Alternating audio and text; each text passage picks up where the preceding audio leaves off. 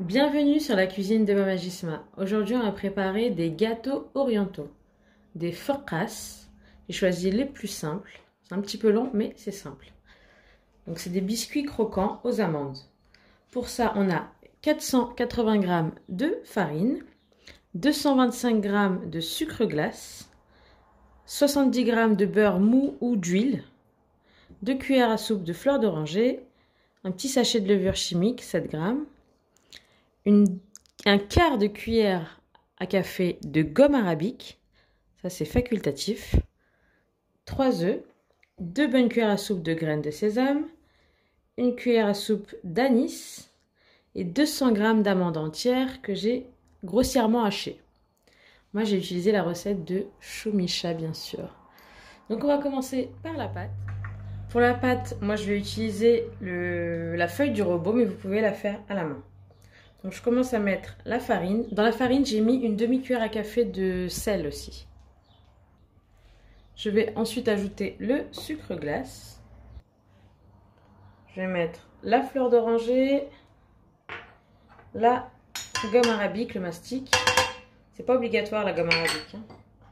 La levure chimique, le beurre mou et je viendrai ajouter les œufs petit à petit en même temps que ça pétrit.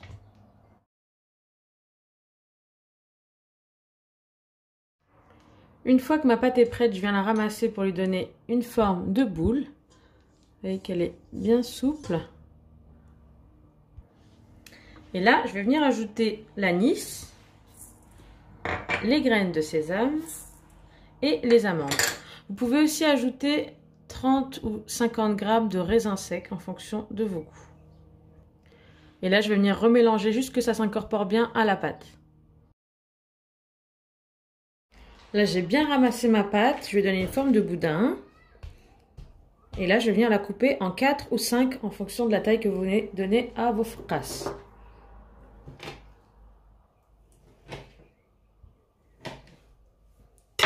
Je reprends mes pâtons. Et là, je vais venir former un long boudin.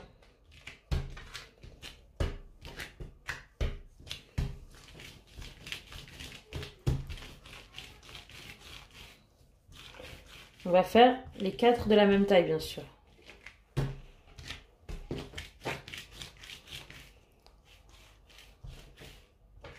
ne sais pas si on voit bien.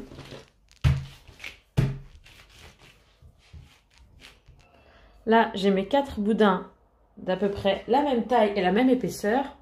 Je vais venir les mettre sur une plaque avec du papier cuisson. Et là, on va venir faire une première cuisson. Ça va se faire en 2 étapes. Donc, première cuisson, on va mettre 15-20 minutes à 180 degrés. Ensuite, on va les retirer. On les laissera refroidir toute la nuit. Et ensuite, on fera la deuxième cuisson découpée. Je vous explique ça tout à l'heure. Là, c'est pas obligatoire, mais vous pouvez aussi faire un petit décor avec une fourchette si vous voulez faire un quadrillage sur les forkas. Là, je vais les mettre au four, comme je vous ai dit, entre 15 et 20 minutes à 180. Dès qu'ils commencent à... Pas dès qu'ils sont bien dorés, dès qu'ils commencent à devenir dorés, on arrête la cuisson. Après 20 minutes au four, j'ai sorti mes pâtons de forkas. Je les ai mis sur un torchon. Vous pouvez le mettre dans du papier film ou dans une boîte. Et là, on va venir les laisser au frigo ou au congélateur aussi, toute la nuit. Bon, si c'est le congélateur, ce sera un petit peu moins. Mais il faut qu'ils soient bien durs. Donc, c'est important de les laisser au frigo. Parce que sinon, quand on va les couper, ils vont s'effriter. Donc, toute la nuit. Et on se retrouve demain pour la suite.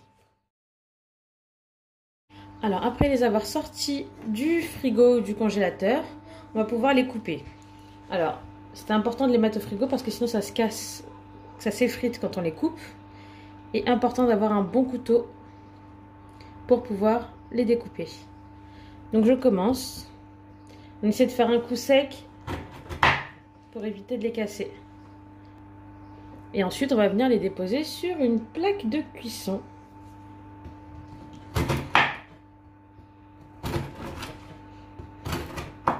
Vous voyez ? Il s'effrite un petit peu, mais voilà. Et là, on va pouvoir faire la deuxième cuisson. Ça va être encore 15 minutes à 180 degrés.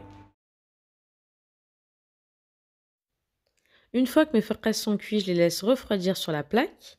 Si vous ne voulez pas les consommer tout de suite, vous pouvez les garder 10-15 jours dans une boîte hermétique. Sinon, vous pouvez les déguster avec un bon verre de thé ou de café.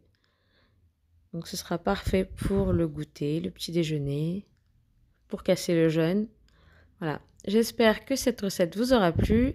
Si c'est le cas, cliquez j'aime, partagez la vidéo et je vous donne rendez-vous la semaine prochaine pour une nouvelle recette.